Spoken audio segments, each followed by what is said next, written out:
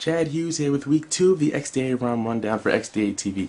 Today I'm actually going to do Liquid Metal RC 1.1, ported over to the Droid Incredible by Jermaine151 by way of Big Rush Dog, who did it for the Evo. Shout out to both of you guys. This show is going to be a little bit more short and compact because next week's show is going to be so big, huge, and extravagant with a nice special guest that all the guys are going to love. Next week's show will be longer, better, and much more detailed, I want to say. So I hope you guys enjoy this. XDA ROM rundown, Liquid Metal RC 1.1, giving a little love to my Devo users, my Dink Evo users, starting now.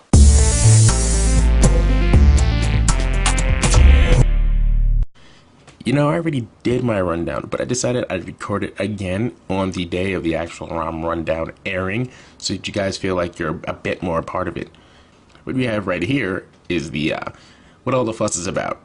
Happy Valentine's Day, by the way, but that's not the fuss. What the fuss is about is this lock screen. Now you have your widgets on your lock screen, which is awesome because widgets are something that people want to access quickly to do quick business with. Google search, you can see the weather, you can see the music here, but that's besides the point. What I'm really concerned about is the fact that you can do this.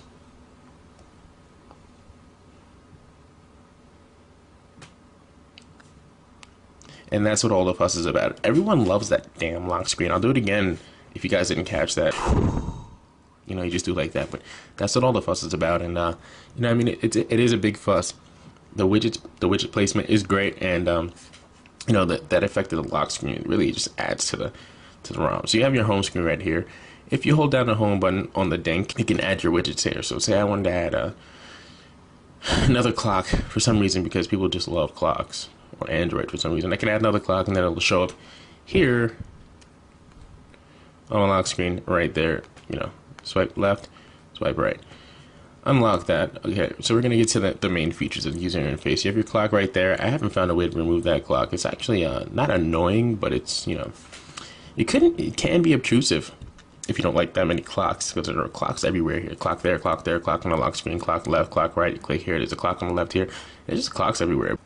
So you have your notification bar about a third of the way down, which is actually a welcome change for me. The notification bar at the top is in good taste if you're running an AOSP ROM like Cyanogen, but if you're not, it's really annoying being up there. I just don't like it. So a third of the way down is pretty cool. You have 2 rows with 8 icons, and those will be your favorite apps or your most used apps, whatever you want to call it. You have your battery meter, your 3G, your signal, and your Wi-Fi right here. And then this little eye means you have a notification. Now if you click that eye, you'll see your notification. Mine says, of course, that I removed my SD card, which I did. I just said screw it. So you go to your right, you have some settings, kind of like the notification power bar widget in other ROMs, but you have it here. So you have portable hotspot, GPS, Bluetooth, Wi-Fi, network, and battery. And then if you swipe the other direction, like I already showed you, you have an alarm and clock. And here, like you can see, I have new emails. I don't care if you see my email address, but I have new emails and remove my SD card, and I can clear those notifications. My removed SD card is not going to go away, but you know, I can clear those. That little eye will go away, and it's pretty again. Scroll to your left, you see the recent history of your applications, which is also pretty sweet because you can see what you've been using, kind of like the Card OS from Palm that HP decided to take over. But we have the messaging here. As you can see, I deleted my messages because, you know, I send really dirty, nasty messages back and forth with Azranok, you know, through text, and what we like, though we'll promote it in our videos, we won't really show you because that's just not appropriate for our audiences. So we go to the left, we have, you know, spare parts, settings, blah blah blah blah blah. So you see my calculator, Google, right there. It's my browser. Dial it right there, and you know, it's nice to see. You can click it, you get right back to it. One thing you might notice too is when you go into an application, your notification bar goes on the bottom, turns black, and it's really nice. You know, it's a really sleek, slick looking launcher. Another part of the ROM that you can't see because my SD card isn't mounted is if you scroll to the right, you'll have all of your media, I mean videos, music, and pictures show up right there. You can just click it on the screen. You know, that's a big part of it, but you can check that out in the forum link provided below this video, and you will see what I'm talking about. Scroll up here, you still have your 2 rows with your 8 icons, then you have your 3 pages for me so far because that's all the icons I have right now. So the apps I have downloaded, but as you download more apps, you'll have more pages. It's really nice, carbon fiber background. It's pretty responsive too. You go from left to right, this side scrolling. So you go to home decor here. Home decor is a big feature with this ROM. And why? Well, because it allows you to decorate your home screen, hence home decor. You can change your wallpaper like that. Can I just do home, please? You can change your wallpaper here. This is the one that you see in the pictures and the forums now. If you go to Jermaine's post, back to home decor, you have a bunch of them. I mean, I don't want to spoil everything for you. It's a ROM rundown. It's a rundown of the ROM, not of the beautiful wallpapers included in the ROM that are part of the ROM that I should be running down.